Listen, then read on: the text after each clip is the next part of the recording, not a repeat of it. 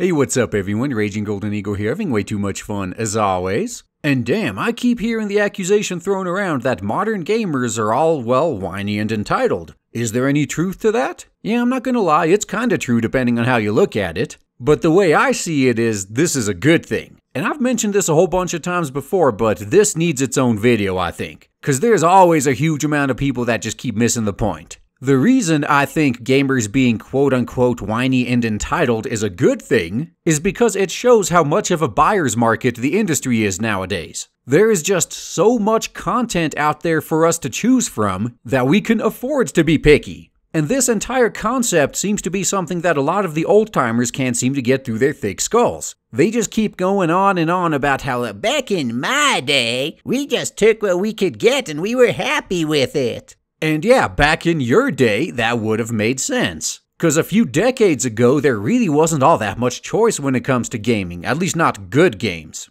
Back then, you had a game that was pretty good overall, but did a few things that really pissed you off. But considering you literally had no other options, you kinda just had to suck it up and deal with it. Nowadays though, if you got a game that's mostly good but does a few things that piss you off, chances are you can easily find another game that does all of the same things right, and doesn't do those annoying things that piss you off. So tell me, in this type of a market, why would you settle? This shit is like if I went to the store looking for a hammer, and there's an entire aisle full of different hammers, right? And I just walk down the aisle and I find a hammer that's like exactly what I want. Almost. Exactly the right size, the right weight, the right shape, made out of the right materials, but the color is just a little off. So I put it back on the shelf. At that point, imagine that those same people that are out there calling gamers whiny and entitled are probably standing right there in the aisle with me and see this and tell me, like, well, I can't believe you're not going to buy that hammer just because it's not a color you like. How petty can you be?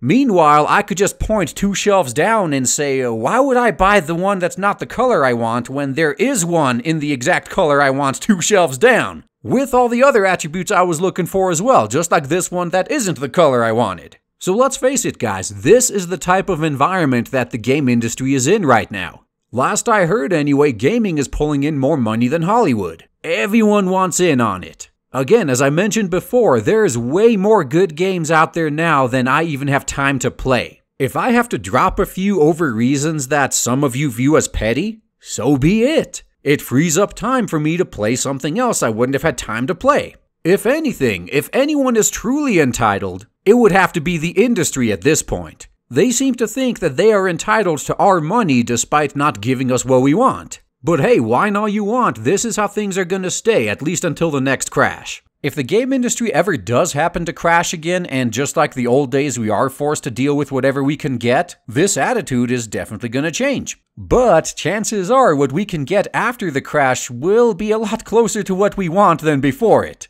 It would make more sense we'd get more of that than what caused the crash in the first place.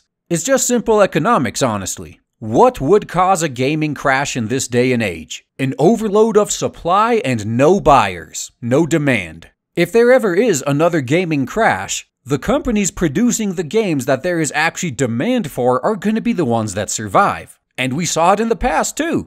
Gaming as we know it would effectively be dead if after the 80s crash, only ET clones were available for purchase. Cause there's nobody out there who'd be buying that shit. So those of us in my camp who are all pro-consumer, we have nothing to worry about. I don't think a crash is gonna happen anytime soon, if ever. Best case in my opinion is it'll just be a slow and steady decline. But even if one did happen, it would end up to our advantage anyway, so it's not a concern for us. Now the industry on the other hand and ideologues that insist on ramming their politics into these games, they are the ones that would be worried in case of a crash. Cause their products and business practices, they are the ones that would go away. Even for the good stuff though, money may be a little tight for a little while, but if the free market is allowed to function, the stuff that people actually want to buy will keep getting produced. So in the end, the entitled companies within the industry are gonna fall and disappear, while the quote-unquote entitled gamers are gonna keep things running just fine. And that's all I gotta say guys, thanks for listening.